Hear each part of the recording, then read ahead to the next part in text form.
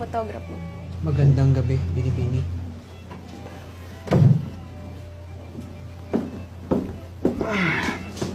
Dito ako sa may halaman para presko. Ito naman si Hoven laging seryoso. Huminga ka nga. Dinumero lahat ng kilos mo eh. Ito na lang ba lagi ang gagawin natin? Puro romansa at panunuyo?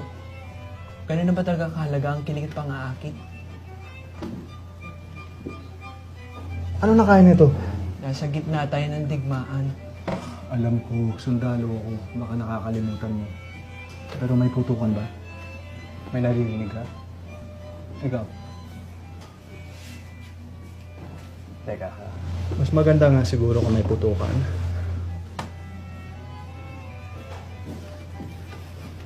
Clara. Napakabastos ng sundalong iyon. Pahama ka talaga, Julian. Hindi mabiro mga tao dito. Pakawalan mo na yan. May ibang binibigwit yan si Clara.